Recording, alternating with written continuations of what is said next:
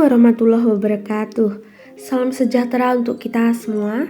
Saya ucapkan terima kasih kepada Bapak Budiono selaku dosen pengampu mata kuliah Pendidikan Tematik Terpadu. Dan teman-teman yang saya sayangi, tak lupa para subscriber yang setia menonton video kami. Langsung saja di sini kami akan membawakan materi mengenai komunikasi pembelajaran tematik terpadu. Adapun poin yang akan kami bahas yaitu yang pertama konsep komunikasi pembelajaran, yang kedua teori pemrosesan informasi, yang ketiga komunikasi interpersonal dalam pembelajaran, dan yang keempat model-model komunikasi dalam pembelajaran tematik terpadu. Yang pertama yaitu konsep komunikasi pembelajaran. Menurut Kusuma Wijojo pada tahun 2021, komunikasi merupakan proses interaksi untuk melakukan pertukaran informasi dengan tujuan untuk mempengaruhi sikap dan tingkah laku orang lain. Selain itu, menurut Sadiman pada tahun 2011, beliau berpendapat bahwa pembelajaran pada hakikatnya adalah proses komunikasi dalam pendidikan, yaitu proses penyampaian pesan dari sumber pesan ke penerima pesan melalui saluran atau media tertentu. Dalam pembelajaran sendiri, pesan atau informasi yang disampaikan dapat berupa pengetahuan, keahlian, skill, ide, pengalaman, dan sebagainya. Melalui proses komunikasi, pesan dapat diterima, diserap, dan dihayati penerima pesan, maka tidak terjadi kesalahpahaman dalam konsep komunikasi. Perlu juga digunakan sarana yang dapat membantu proses komunikasi. Dengan demikian, pembelajaran dapat dimaknai sebagai interaksi antara pendidik dengan peserta didik yang dilakukan secara sengaja dan terencana serta memiliki tujuan yang positif. Yang kedua yaitu teori pemrosesan informasi.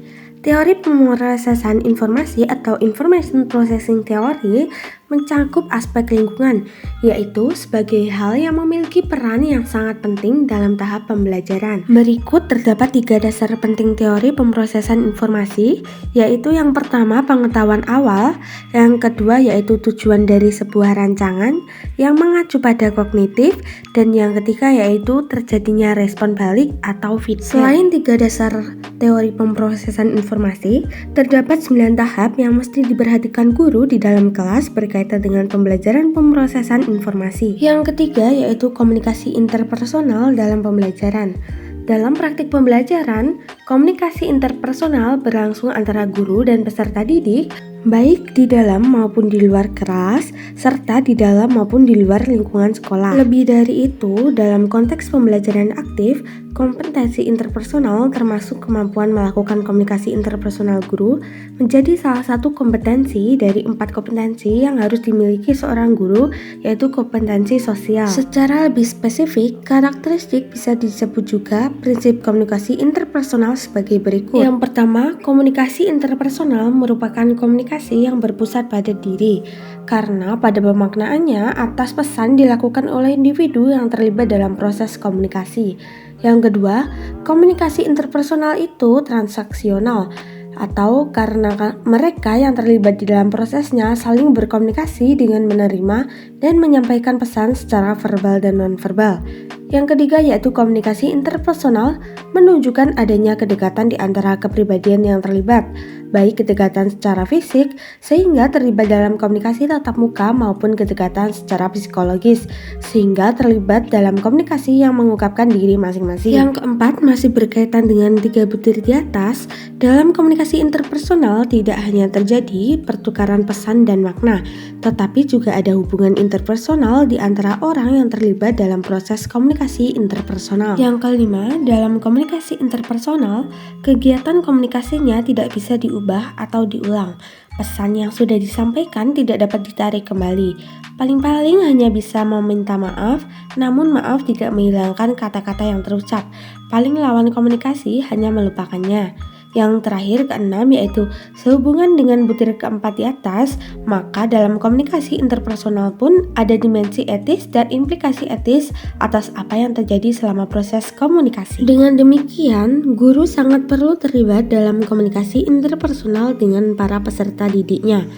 dalam membantu membentuk lingkungan dan suasana belajar yang baik, serta bisa mendorong motivasi belajar peserta didik yang merupakan bagian penting dalam proses pembelajaran dan meningkatkan mutu pembelajaran. Selanjutnya, yang keempat atau yang terakhir, Model-model komunikasi dalam pembelajaran tematik terpadu. Ada 3 model komunikasi dalam pembelajaran yang dikemukakan oleh Sujana dalam Kurniawan pada tahun 2014, yaitu yang pertama komunikasi model aksi, yang kedua komunikasi model interaksi, dan yang ketiga komunikasi model transaksi. Adapun komunikasi model aksi merupakan model komunikasi satu arah, di mana penerapannya dalam pembelajaran, guru yang aktif menjelaskan sementara peserta didik mendengarkan penjelasan guru. Selain itu, model komunikasi interaksi atau komunikasi dua arah, di mana sebuah model komunikasi ini guru dan peserta didik memiliki peran atau kesempatan yang sama untuk saling memberi dan menerima aksi.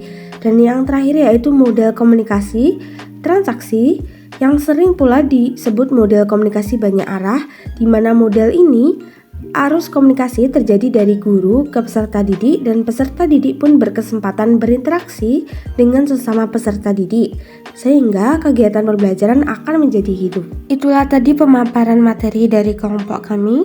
Apabila ada kesalahan kata mohon dimaafkan. Wassalamualaikum warahmatullahi wabarakatuh.